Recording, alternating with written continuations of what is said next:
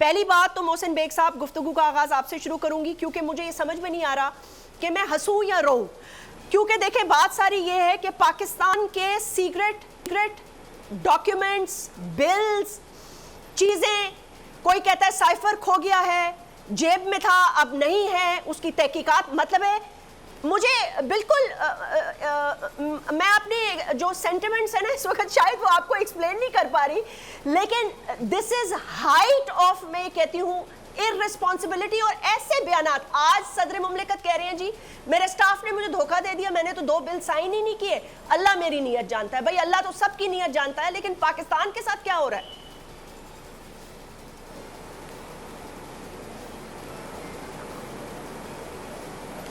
بہت شکریہ یاسمین، اس میں نہ رونے کی ضرورت ہے نہ کچھ ماتم کرنے کی ضرورت ہے، چیزیں ہماری ریاست کے اندر بکھر رہی ہیں اور ایسے لوگوں کو ایسے عہدوں پہ بٹھا دیا جائے جو کہ عہدے کی بے توقیری کرتے ہوں۔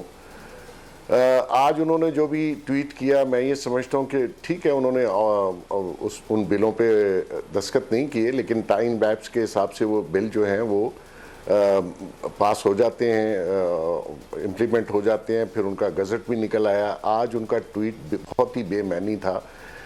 بیسیکلی ان کو چاہیے تھا کہ ایک اچھی سی پریس کانفرنس کرتے، اپنے ریزرویشن شو کرتے اور ریزائن کر کے گھر چلے جاتے۔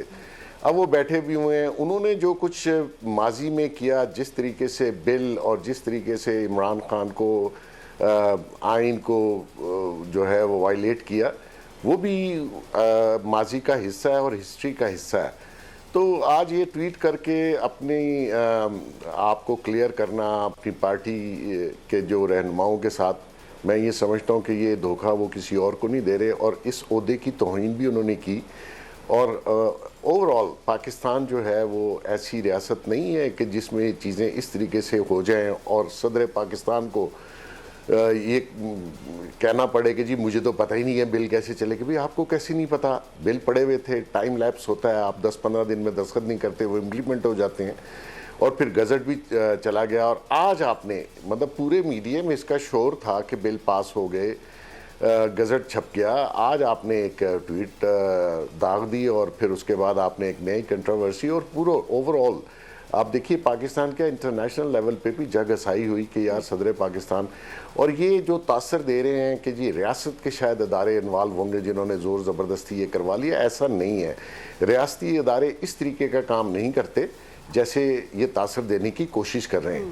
تو میں سمجھتا ہوں کہ ان کو ریزائن دے کے گھر جانا چاہیے۔ آپ ایک پولیٹیکل ورکر تھے، آپ کو ایک عہدے پہ بٹھا دیا گیا، آپ نے مسلسل اس عہدے کی بے توقیری کی، اور جب بھی آپ سے کوئی انٹرنیشنل یا نیشنل لیول کا ایشو آیا آپ اس میں بالکل ون سائیڈڈ ہو کے بیٹھے رہے۔ تو ایسے حالات میں آپ نے ایک نیا کنٹروورسی کھول کے آپ نے ملک کو ہی ڈیمیج کیا ہے، ریاست کو ڈیمیج کیا ہے، یہ ان کے عہدے کے مناسب نہیں تھا۔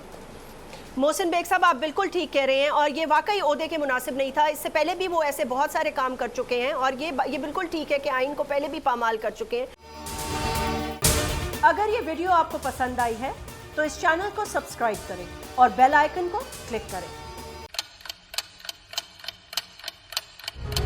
آپ لوگ اس ملک پاکستان میں آزاد ہیں۔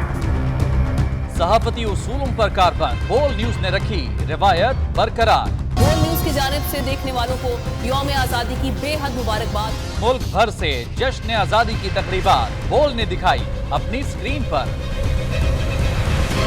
پاکستان کے 76ویں یوم آزادی کا جشن بول نے سنائی پاکستان زندہ باد کے نعروں کی گونج۔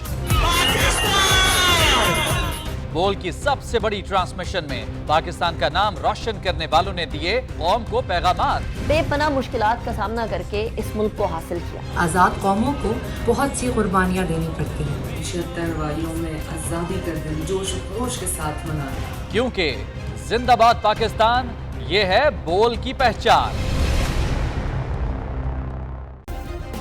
سبسکرائب کریں اور بیل دبائیں تاکہ کوئی خبر رہ نہ جائے۔